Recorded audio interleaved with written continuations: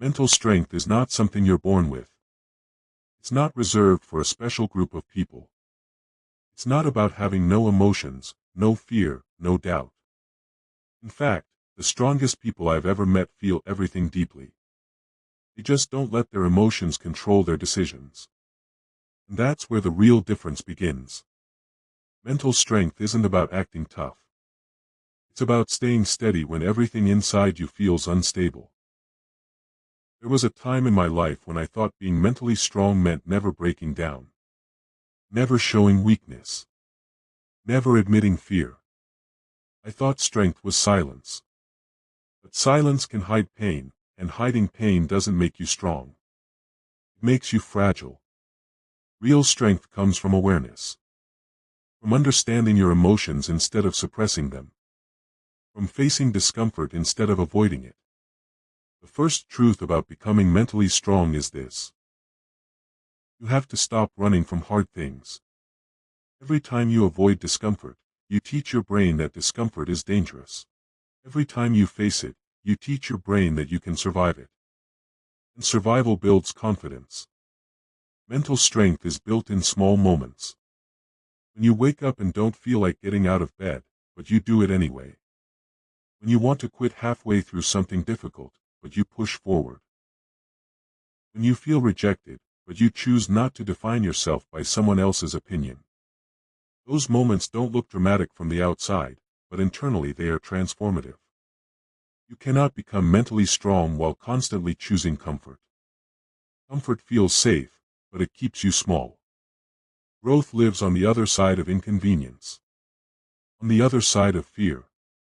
On the other side of self-doubt. Another reality no one talks about is that your thoughts shape your mental strength more than your circumstances do. Two people can go through the same struggle. One collapses. The other grows. The difference is perspective. The story they tell themselves about what's happening. If you tell yourself, this is unfair. I can't handle this, your mind starts searching for evidence to confirm that belief. But if you tell yourself, this is difficult, but I will learn from it, your brain shifts into problem-solving mode instead of panic mode. You have to learn how to control your internal dialogue. That voice in your head can either be your greatest weapon or your worst enemy. If you constantly criticize yourself, compare yourself, and doubt yourself, your confidence will slowly erode. But if you train that voice to be disciplined, focused, and constructive, you begin building resilience. Mental strength requires emotional regulation, not emotional suppression. There's a difference. Suppression means pretending you don't feel pain. Regulation means acknowledging the pain without letting it dictate your behavior. There will be days when you feel overwhelmed. Days when anxiety hits hard. Days when motivation disappears completely. Mental strength does not mean those days disappear. It means you develop the ability to function despite them. Discipline becomes your anchor. When emotions fluctuate, discipline remains steady. You don't rely on how you feel. You rely on what you committed to. Another important part of mental strength is learning to detach from outcomes. When you tie your identity to results, every failure feels personal. Every setback feels like proof that you're not enough. But when you focus on effort instead of outcome, you regain control. You cannot control everything. You cannot control other people's opinions. You cannot control every opportunity. But you can control your effort, your preparation, your response. That mindset alone builds emotional stability. Becoming mentally strong also requires you to stop seeking validation from everyone. When your confidence depends on applause, you become fragile. Because applause is temporary. Approval shifts. Opinions change. If you know who you are, if you know your values, if you trust your work ethic, you become less shaken by criticism and less addicted to praise. Mental strength is deeply connected to self-trust. Every time you break a promise to yourself, you weaken that trust.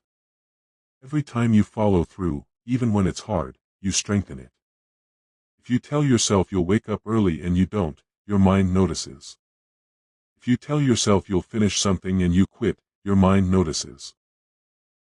Over time, those small broken commitments build doubt. The opposite is also true. When you keep your word, especially in private, you build internal credibility. And internal credibility becomes confidence. One of the hardest lessons I had to learn was that mental strength also means letting go. Letting go of grudges. Letting go of past mistakes. Letting go of people who drain you. Holding on to resentment feels powerful at first. It feels justified. But resentment is heavy. And carrying it drains energy that could be used to grow. Forgiveness is not weakness. It is emotional maturity. Mentally strong people protect their energy. They are careful about who they surround themselves with. Energy is contagious. Negativity spreads quickly. So does ambition. If you constantly expose yourself to pessimism, your thinking will narrow. If you expose yourself to growth-oriented environments, your thinking expands. Mental strength also requires patience. We live in a culture of immediacy. Instant messages. Instant results. Instant gratification. But mental resilience is built slowly. It is built through repetition. Through consistent exposure to challenges. Through delayed gratification. You have to become comfortable with progress that is invisible at first. Because growth often happens beneath the surface before it becomes visible. Another key component of mental strength is accepting responsibility. Blame feels relieving in the moment. It protects your ego. But responsibility gives you power. When you say, "This is my fault," you may feel uncomfortable. But you also gain the ability to change it. Victim mentality weakens you. Ownership strengthens you. Mental strength also involves facing fear directly. Fear does not disappear on its own. Avoidance feeds it. Exposure shrinks it. If you are afraid of failure, you must risk failing. If you are afraid of rejection, you must risk rejection. If you are afraid of judgment, you must accept that judgment is inevitable. Courage is built through repetition.